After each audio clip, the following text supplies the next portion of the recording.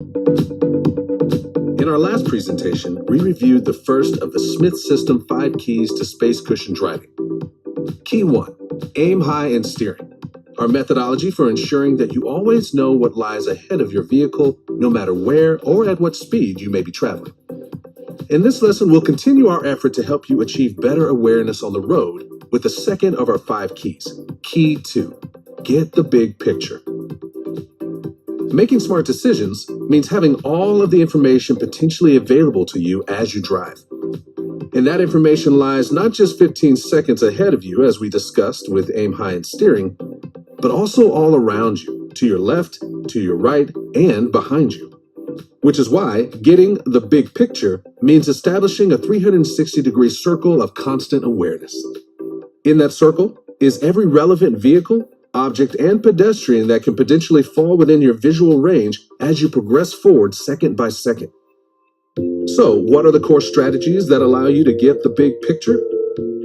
First, position yourself so that you can see it all as you drive and maintain awareness of all activity in all directions as you move forward.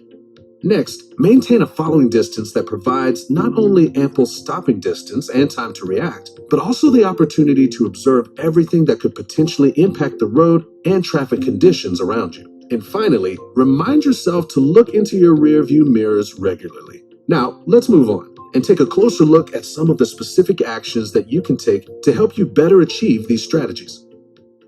Even for the smallest vehicles, Smith's system recommends a minimum following distance of 4 seconds. This not only allows you maximum visibility, it also gives you time to adjust for road conditions, vehicle weight, and stopping distance, as well as brake and tire conditions that might impact your ability to make thoughtful decisions. Also, always increase your following distance during unfavorable conditions, which include encountering bad weather, anytime you're tailgated by another vehicle, when you find yourself following behind a large vehicle that impairs your visual range, or when you're fatigued and at greater risk of making an error. How should you calculate following distance? To do so, count in seconds how long it takes you to reach a fixed point. Start counting when the rear of the vehicle ahead passes a fixed reference point, such as a bridge, a sign, or a parked vehicle like the one you see ahead on the right. Stop counting when the front of your vehicle reaches the chosen point. It's critical that you count the seconds accurately. Some people adjust their count to achieve the 4-second goal. Practice this technique as you drive, and you'll find that it not only gives you more time to react and avoid conflict, it will also allow you to improve your on-road visibility. Now, let's look at an animation of what it looks like when one driver tailgates another. Notice how the vehicle ahead dominates the view. When this happens, drivers of the trailing vehicles are forced to watch the vehicle ahead almost exclusively.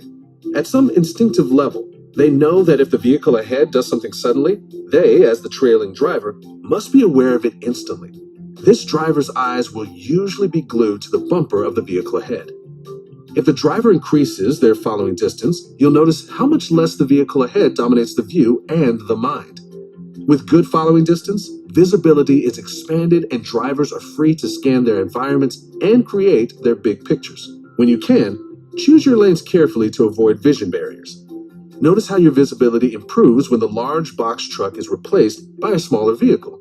Anything that robs you of your space and visibility should be avoided when other options exist. Good following distance gives you space, visibility, and time. These are the primary objectives of the Smith system. Before we end this presentation, it's important that we touch on one more big picture strategy that we mentioned earlier: checking your rear view mirrors. Why check your mirrors regularly?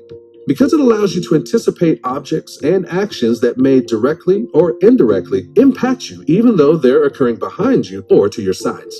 For example, tailgaters, who might pose a safety risk to you and everyone else on the road. Also, approaching emergency vehicles that might have the right of way. If at all possible, it's important to see and keep an eye on these activities as soon as they come within visual range. To help facilitate this, we recommend that you briefly check at least one of your mirrors every 5 to 8 seconds. You may now be aware of what the big picture is, but it's also important to note that the big picture is actually a moving picture and that there's always a great deal of information competing for your attention. And keep in mind, as long as you're driving, your picture will continue to change.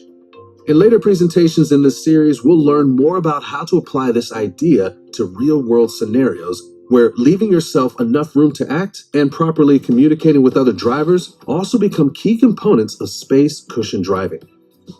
Now that we've learned about following distance, mirror usage, and reviewed some examples, it's easy to see why Key 2, Get the Big Picture, is yet another vital component of the Smith System 5 Keys to Space Cushion Driving. You should now understand the key benefits of Key 2, Get the Big Picture, including that it enables you to identify other drivers who may enter your path or affect your travel. It helps you see and allow for all relevant traffic variables, and it allows you to make fully informed decisions.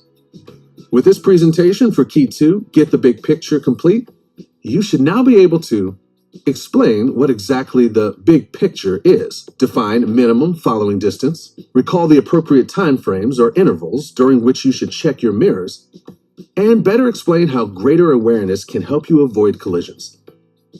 Before moving forward, if you don't recall any of this information, please feel free to review this segment at any time.